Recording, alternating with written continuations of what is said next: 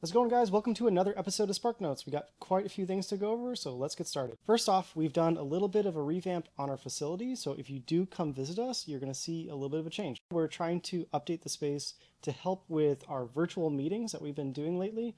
So if you do have a virtual meeting with either me or Colin, you will now be able to see a whole bike in the set, and we can show you different headlights and color paints and like all these different things just to give you an idea of what it would be like if you were there in person. Related to the space, we've also been really making good progress on brute production and javelin production.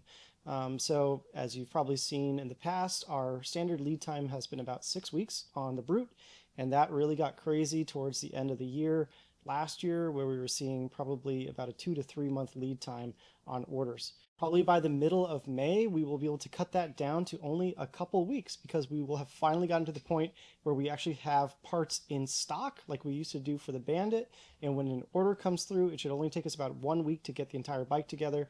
So things are really going to start moving faster over here at Spark. Now, the big update for this week is all about that TEF1 race. So last episode I hinted at it, and now we can tell you a lot more about this event. So it is May 31st. It's a Saturday, and it's at New Jersey Motorsport Speedway.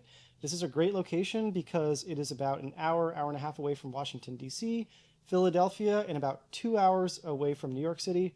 And then for us, it's about 4 hours, which is still pretty far, but it's not that bad. We're going to be going up Friday night, getting a hotel, and waking up early on Saturday to get started, but we are the main broadcast sponsor for this event. And we also are writing a lot of the guidelines for the e-moto category. Now, keep in mind, guys, we are just trying to figure this out as we go along, so things are going to change in the future, but we had to figure out a place to start. And so between all the discussions, we came to the decision to say 5,000 watt nominal and 10,000 watt peak is what your motor would be able to be capable of doing. And I know we've gotten a ton of requests from you guys saying, well, what if I bring my 20,000 watt bike? And what if I bring my 6,000 watt bike? And blah, blah, blah. So the bottom line is, if you can bring your bike and you can make it output 5,000 watt nominally and 10,000 watt peak, and you can demonstrate it to us, then you can race and we'll be good to go. We're really trying to open this up to get as many racers as possible. But if you do that and you then kick your bike into 20 kilowatt mode, and now you're a full lap ahead of everybody, it's going to be very clear and it's not going to end well. So we're just trying to have fun and trying to start this on a good footing. So if you want to race, we would love to see you race. It's going to be a great time. It's the first time that we have seen something like this happen around the country. There have been other e-bike races, but most of them have been brand specific. This is one of the first ones that I know of that has not been brand specific and is actually on a legitimate track. So it doesn't matter if you have pedals or no pedals. All that matters is if it's two wheels and it's a sit-down vehicle and is 5,000 watt nominal, 10,000 watt peak. If you are confused about whether or not your bike would qualify, you can let us know and we can help you out, because there are a lot of bikes that make it really confusing. So like the best example I can tell you right now is Sur-Ron.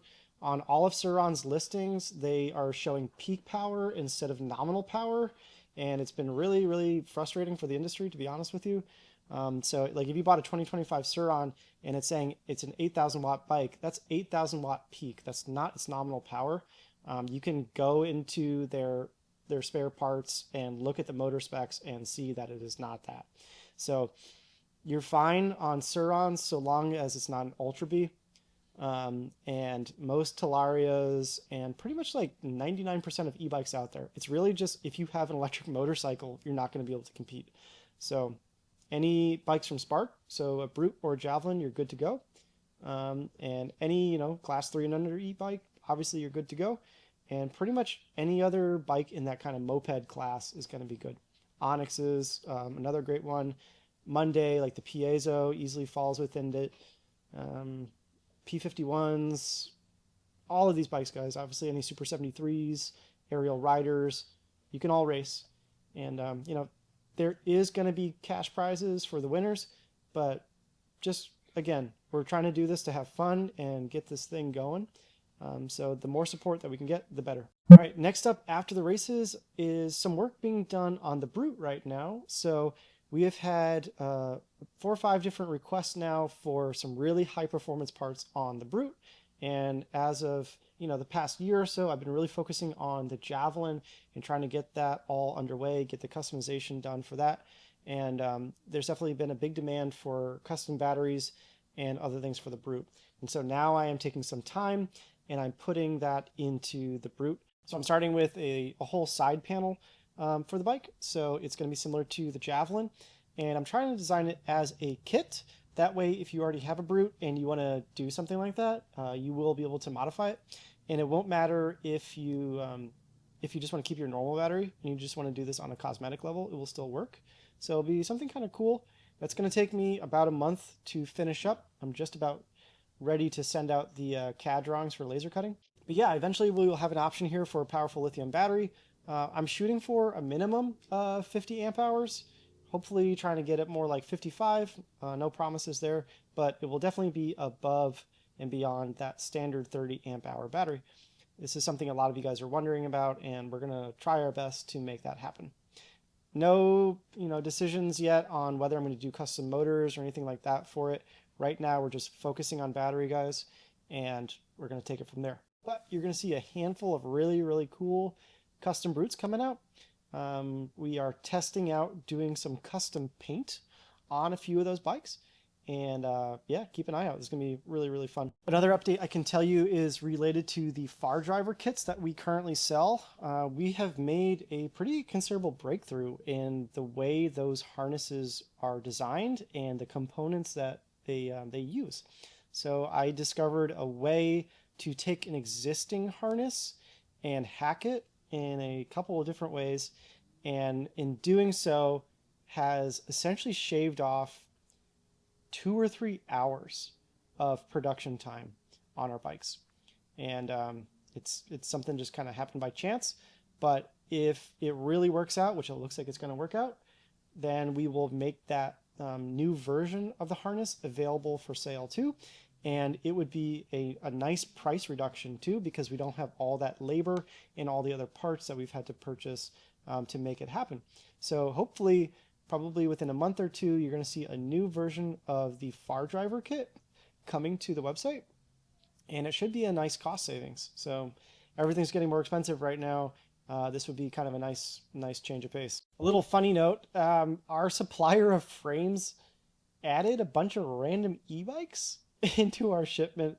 It was a big surprise, but if you know anybody that's looking for a cruiser bike or a trike, let us know, because we got a few of them now. It was like, what are we doing? Why did these guys put these in with these frames? But I'm not gonna complain. They're perfectly good bikes, but if you want a cruiser bike or a trike and you want it to be built by Spark, let us know. Obviously, those are just kind of for local people, but something kind of funny. But yeah, kind of another quick one, but that's just an update here over at Spark. We are loving the warmer weather. I mean, we've been doing these test rides now in the 30-degree weather, and it's just been brutal. So, it's like 50 out now, which is amazing. We've had the doors open at the shop, so things are looking good.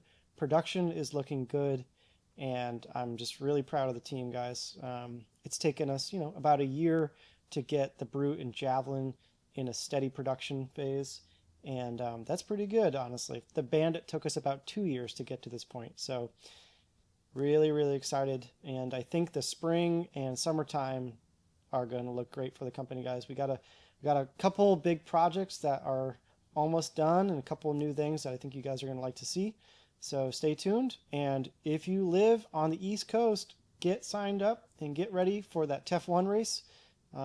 We got to make this happen. We need all the support we can get. If you know any companies that you think would want to sponsor, have a booth at the race, just want to do a giveaway, anything that can help promote this race, please let us know, because we're trying to make an event that is open to all brands in a very wide variety of powers, and nobody else is trying to do this right now, guys. And if we can make it happen, it's going to be really, really awesome.